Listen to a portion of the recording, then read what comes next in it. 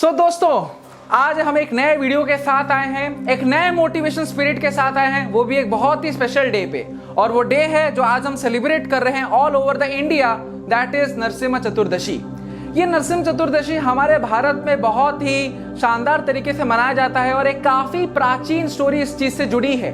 तो आप लोग सोच रहे होंगे कि यारो आज के दुनिया में, आज के समय में कौन ये प्राचीन स्टोरियां सुनता है, मजा नहीं आता जी, क्या है ऐसी स्टोरियां। तो आजकल तो क्या इंटरनेट में बहुत सारी चीजें मिलेंगी, हम ये स्टोरी क्यों सुने। दोस्तों मैं आपको बता दूं क्या होता है, जो कोई भी ओल्ड चीज होती है वो गोल्ड के समान होती है। तो ये स्टोरी भी डेफिनेटली भले ही ओल्ड है लेकिन इतनी गोल्ड है कि आपको ऐसा गोल्ड दे सकती है कि इससे आपका जीवन गोल्ड बन सकता है। तो ये स्टोरी जो है बड़ा ही इंटरेस्टिंग स्टोरी है। इस स्टोरी को आप अच्छे से सुनिए, बहुत ही सीरियसली सुनिए, बहुत अटेंटिव सुनिए और इसके बाद मैं आपको ऐसे 3 पावरफुल लेसन्स दूंगा जो आपको आपके जीवन में हमेशा मोटिवेटेड रखेगा, आगे बढ़ने में आपको जरा हेल्प करेगा और हमेशा आपको प्रॉब्लम फ्री रखेगा। तो क्या आप रेडी हैं आज के इस वीडियो को देखने के लिए पूरे एंड तक? यस, जरूर रेडी रहिएगा। तो हमें स्टोरी कंटिन्यू करता हूं। तो एक बार की बात है, तो भाई हुआ करते थे, है ना। तो हम लोग भी होते हैं, हम भी आपस में भाई भाई हैं। तो एक बार की बात है, 2 भाई हुआ करते थे, बड़े ही शैतान भाई थे। उन दोनों भाइयों का नाम था, एक का नाम था हिरण्याक्ष और दूसरे का नाम था हिरण्यकशिपु। तो ये जो हिरण्याक्ष था वो बड़ा भाई था, बिग ब्रदर था, बिग ब्रो था और वो बहुत ज्यादा पावरफुल दुष्ट रहता था। इतनी ज्यादा वो नाटक करता था हमेशा। एक बार तो उसने ऐसा नाटक किया कि उसने पृथ्वी को उसके ऑर्बिट से उठाकर दूसरे ऑर्बिट में डाल दिया। तो ब्रह्मा जी हैरान हो गए, अरे देखने लगे कि अरे ऐसा कैसे हो गया, मेरा मैनेजमेंट पूरा तो खराब हो गया, ये क्रिएशन बहुत मुश्किल से मैंने बनाया था और आज इस हिरण्याक्ष मैन की वजह से यार मेरा क्रिएशन तबाह हो गया। तो इसके बाद वो जाकर प्रे करते हैं कि Lord Vishnu please come and help me. तो उसके बाद लॉर्ड विष्णु प्रकट हो जाते हैं, बोलते हैं कि don't worry, then there is Hari. और वो हरि आते हैं, एक वराह के रूप में आते हैं, पिग के रूप में आते हैं और पिग के रूप में वो फाइट करते हैं, हिरण्याक्ष के साथ डिशुम डिशुम करते हैं और उसके बाद हिरण्याक्ष का क्या होता है, मर्डर हो जाता है। जैसे ये मर्डर होने की जो न्यूज फैलती है चारों दिशाओं में, नॉर्थ ईस्ट वेस्ट साउथ, तो हिरण्यकशिपु के कानों में भी लगता है कि उसके भाई का क्या हो चुका है, ओपन मर्डर हो गया है। और जैसे उसको ओपन मर्डर ये बात सुन लेता है, उसको इतना ज्यादा गुस्सा आता है, कौन है वो बंदा जिसने क्या है मेरे भाई को मारा है। कभी कभी ऐसा भी होता है हमारे जीवन में कि हम जब देखते हैं कि हमारे अपनों का किसी ने मर्डर कर दिया तो हमारे अंदर इतना खून जाग जाता है कि हम उस व्यक्ति को सीधा सीधा मारना चाहते हैं। तो हिरण्यकशिपु के साथ भी कुछ ऐसा ही हुआ और हिरण्यकशिपु इतना ज्यादा गुस्सा हो गया कि अब जाके मैं क्या है विष्णु के साथ लड़ाई करूंगा, उसको लड़ाई में डिफीट करूंगा, 30-0 से हराऊंगा और फिर क्या है आगे निकल जाऊंगा और इस प्रकार मैं अपने भाई की मौत का बदला ले सकूंगा, रिवेंज ले सकूंगा। इसके बाद फिर क्या होता है, हिरण्यकशिपु जाता है और अपनी पहले पावर को इकट्ठा करता है। कभी कभी ऐसा होता है कि हमने फिल्मों में देखा है कि कभी हीरो जो होता है उसको अगर किसी को मारना रहता है तो पहले जाता है, तपस्या करता है ना। तो उसी तरीके से हिरण्यकशिपु भी पहले बहुत ज्यादा तपस्या करता है, ऑस्टेरिटी करता है, पेनेंस करता है। कभी कभी हमने भी देखा होता है अपने स्टूडेंट लाइफ में कि अगर हमको आईआईटी के एग्जाम को क्रैक करना है, नीट के एग्जाम को क्रैक करना है तो हमको काफी तपस्या करनी पड़ती है ना। तो उस तरीके से ये भी तपस्या कर रहा था। ये इतनी तपस्या कर रहा था, इतना मग्न था कि उसके शरीर के ऊपर एंट के हिल्स बना दिए गए थे और वो डायरेक्टली एक टांग पर तो क्या वो 1 फुट के ऊपर तो क्या वो एक टो के ऊपर खड़ा रहता था और 1000 सालों तक उसने ऐसे तपस्या की और ब्रह्मा जी को प्रार्थना करता था कि Brahma ji, oh dear Brahma, please come and try to protect me, मेरे को पावर बढ़ा के दे दो, मेरे को बहुत कुछ करना है। तो ब्रह्मा जी जब देखते हैं कि अरे उसको ऐसा कोई बुला रहा है और ये देखते हैं कि उसकी तपस्या से सारे यूनिवर्स में डार्कनेस क्रिएट हो चुका है, तो ब्रह्मा जी जल्दी आ जाते हैं, दौड़े दौड़े अपने हंस वाले एरोप्लेन में आते हैं और बोलते हैं कि बेटा हिरण्यकशिपु क्या हुआ, तू इतना परेशान क्यों है, तेरे को तो क्या बोलते हैं मैंने लैंड दिया, मैंने पीने को पानी दिया, मैंने सांस लेने के लिए हवा दिया, तो इतना परेशान क्यों है डियर दोस्त, बता तुझे क्या चाहिए। वो बोलता है कि पहले क्या है, आप मुझे ऐसे वरदान दीजिए जो किसी ने किसी को नहीं दिया, आप मेरे को मैं न मर पाऊं वैसा आप वरदान दीजिए। तो ब्रह्मा जी बोलते हैं how this is possible, this man has got crazy, अरे मैं तो खुद क्या है मरने की स्थिति में रहता हूँ, इसको कैसे वरदान दे सकता हूँ। तो बोलते कि अच्छा तो ये भी आपके हाथ में नहीं है, तो आप क्या है कुछ ऐसे वरदान दीजिए जो मैं अभी आपसे मांगूंगा। तो क्या मांगता है, बोलते हैं कि लिसन ब्रह्मा, आप सुनो, मैं अभी जो मांगने वाला हूँ ध्यान से सुनना और उसको क्या है पूरा करना। तो बोलते ठीक है जी, बोलो आप अपनी वरदान बोलो, मैं आपका एज इट इज टिक टिक टिक लगाता जाऊंगा और आपको पूरा कर दूंगा। तो उसके बाद हिरण्यकशिपु बोलते हैं कि ब्रह्मा मुझे ऐसा वरदान दो कि कोई मुझे घर के अंदर भी ना मार सके, घर के बाहर भी ना मार सके। मुझे ऐसा वरदान दो कि कोई मुझे मानव ना मार सके, ना कोई दानव मार सके। मुझे ऐसा वरदान दो जिससे मुझे ना मेरी मृत्यु हो अस्त्र से, ना शस्त्र से मेरी मृत्यु हो। मुझे ऐसी वरदान दो जिससे मैं दिन में ना मर सकूं, ना रात में मर सकूं। और ये वरदान देकर मुझे इतना पावरफुल बना दो कि मैं सबसे ज्यादा इनकम्पिटेंट हो जाऊं। तो ऐसा होता है कभी कभी एक स्टूडेंट अपने इतनी तपस्या करता है और अगर कोई फेवरेट टीचर आकर उसे बोलता है कि तुझे क्या चाहिए, तो वो हमेशा स्टूडेंट बोलता है कि सर मुझे ऐसा चीज सिखाओ कि जिससे मैं सारे क्वेश्चन क्रैक कर जाऊं। तो यही हो रहा था यहाँ पर हिरण्यकशिपु के साथ। उसने ब्रह्मा जी से अपने सारे वरदान मांग लिए। तो ब्रह्मा जी बोलता है कि बेटा बड़ा चालाक है, उसने क्या है सारे मेरे से सीक्रेट तो खुलवा दिए, लेकिन डेफिनेटली हर व्यक्ति की यहाँ पर मौत लिखी तो इसकी भी मौत जरूर होगी, लेकिन कोई बात नहीं, अभी के लिए मैं तथास्तु करके निकल जाता हूँ। इसके बाद हिरण्यकशिपु बहुत ज्यादा पावरफुल हो जाता है और पावरफुल हो जाने के बाद वो इधर जाता है उधर जाता है और हर किसी को कंट्रोल करने लगता है। शास्त्रों में तो ऐसा भी वर्णन किया गया है कि वो इतना ज्यादा पावरफुल हो जाता है कि वो स्वर्ग में अटैक करता है और वहां पर जितने भी मंत्री वगैरह होते हैं, सूर्य होता है, चंद्र होता है, हवा होती है, वायु होता है, अग्नि होता है, ये सारे के सारे जो मिनिस्टर होते हैं सब भाग जाते हैं और फिर वो उनको कैदी बना लेता है और बोलते हैं कि ये सूर्य तू क्या है इधर मत उगना, अब कल से तू उधर उगना।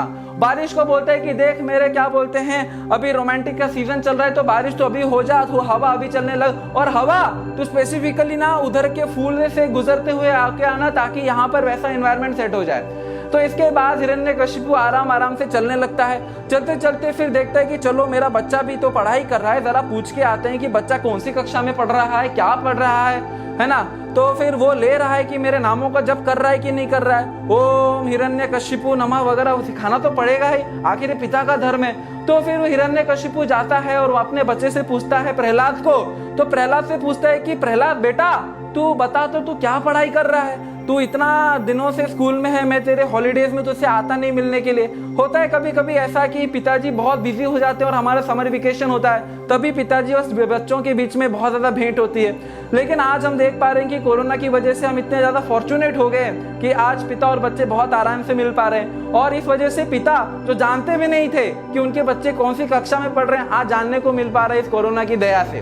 तो उसी तरीके से हम देख पा रहे थे कि हिरण्यकशिपु अपने बच्चे को लेके आता है और बच्चे से पूछता है कि बेटा जरा बता तो तूने अपनी सबसे क्लास में सबसे फेवरेट चीज क्या पढ़ी। तो प्रहलाद बोलता है पिताजी ऐसी चीज मैंने पढ़ी आपको बता दूंगा तो आप बल्ले बल्ले करने लगोगे, तो बता तू बता मेरे को, मैं बल्ले बल्ले करने लगूंगा तो मैं बताता हूँ। तो प्रहलाद बोलने लगते हैं पापा मैंने पढ़ा श्रवणम कीर्तनम विष्णु स्मरणम। क्या विष्णु, तूने विष्णु का नाम लिया, नालायक बेवफा, ये सब तू पढ़ता है। तो वो उनके सेक्रेटरी को बुलाते हैं, अरे टीचर्स तुम पागल हो गए, बच्चों को ये पढ़ाते हो, जाओ इसको ले जाओ, ये हमेशा मेरे सामने ऐसी बेवफाई करेगा तो इसको क्या है आप फेंक दो नीचे। तो फिर जैसे ही वो आगे चलने लगते हैं तो ऐसा होता है कि प्रहलाद के साथ उनको पहाड़ियों के ऊपर से फेंका जाता है।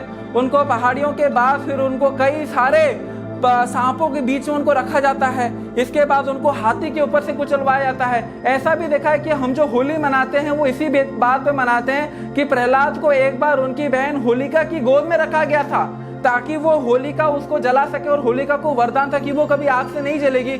लेकिन प्रहलाद इतना ज्यादा पावरफुल थे कि प्रहलाद नहीं जलते हैं जबकि होलिका जल जाती है। तो ये सारे डिफिकल्टी से गुजरना पड़ा प्रहलाद को और फिर प्रहलाद जो है बिल्कुल भी डेविएट नहीं हुए।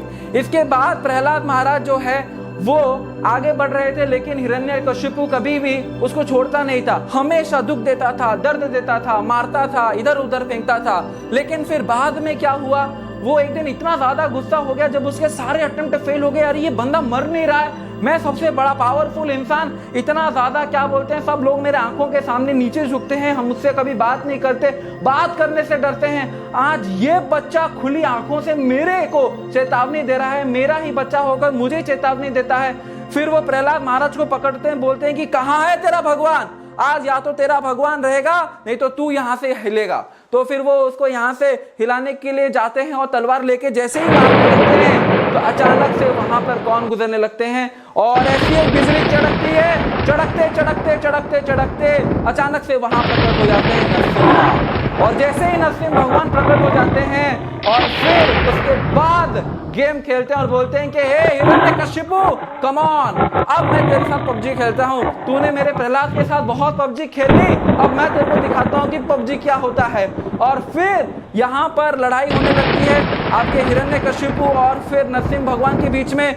तो यहाँ से वो मारता है, ऐसे फेंकता है, और हिरण्यकशिपु आता है, ऐसे फेंकता है। तो हिरण्यकशिपु का साइज जो होता है इतना बड़ा होता है कि वो नरसिंह भगवान के सामने मारने लगते नहीं। नरसिंह भगवान उनसे ज़्यादा इतने पावरफुल होते हैं कि कुछ फर्क नहीं पड़ता। तो नरसिंह भगवान को ऐसा लगता है कि जैसे कोई मालिश कर रहा, वाह बेटा वाह, दे मार दे मार, ये तो बहुत ही अच्छा लग रहा है। तो ये करने के बाद हिरण्यकशिपु थक जाता है और नरसिंह भगवान इतने ज्यादा गुस्सा हो जाते हैं, इतने ज्यादा गुस्सा हो जाते हैं, उसके बाद फाड़ देते हैं, पूरा ओपन सर्जरी कर देते हैं, पेट की सर्जरी कर देते हैं और बाद में उसका क्या कर देते हैं, मर्डर कर देते हैं। फिर उसके बाद वो नरसिंह भगवान इतना ज्यादा गुस्से में रहते हैं कि कोई उनको पकड़ नहीं पाता है। इवन लक्ष्मी माता आती है, उनकी वाइफ आती है, बोलती है कि यार इस व्यक्ति को मैं नहीं पहचानते, पक्का मेरा हस्बैंड नहीं है, मेरे हस्बैंड तो बहुत ही शांत स्वभाव के हैं, ये कौन सा व्यक्ति आ गया जो क्या है विष्णु भगवान के तत्व में आता है।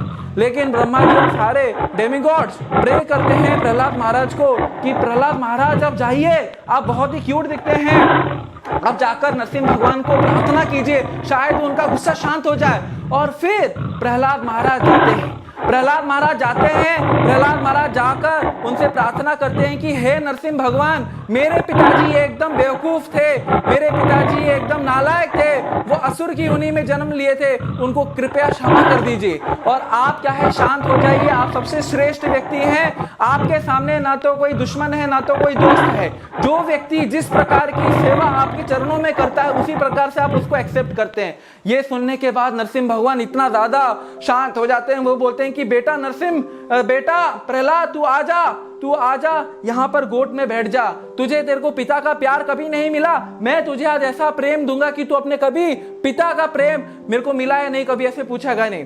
फिर नरसिंह भगवान जो होते हैं प्रहलाद महाराज को इतने प्रेम से गोदी में बिठा देते हैं और बिठाने के बाद इतना ज्यादा प्रेम करने लगते हैं, इतना ज्यादा प्रेम करने लगते हैं कि बस फिर मत पूछो। अब क्या है, फिर प्रहलाद महाराज और नरसिंह भगवान में इतनी ज्यादा प्रेम में ही रिश्ते में डेवलप हो जाता है। फिर उसको प्रहलाद महाराज को बिठा देते हैं, बोलते हैं कि बेटा तू बैठ, अब तू यहाँ पर राज करेगा। और इसके बाद हम देखते हैं कि प्रहलाद महाराज जीत जाते हैं और वहां पर 36,000 से कई ज्यादा साल वो राज करते हैं। और इस तरीके से नरसिंह भगवान का ये स्टोरी यहाँ पर खत्म होता है। तो आपको लग रहा होगा मित्रों कि ये स्टोरी जो है थोड़ी बहुत सुनी हुई है, डेफिनेटली सुनी हुई है। तो हम क्या सीखते हैं इससे, ये आज के यूथ के लिए एक बहुत बड़ा क्वेश्चन है। ये जो वीडियो मैंने बनाया है, इस वीडियो को मैंने स्पेसिफिकली यूथ को अपने माइंड में लेते हुए बनाया है, क्योंकि आज जो हमारा यूथ है ठीक उसी तरीके के प्रहलाद महाराज के सिचुएशन में पाया गया है।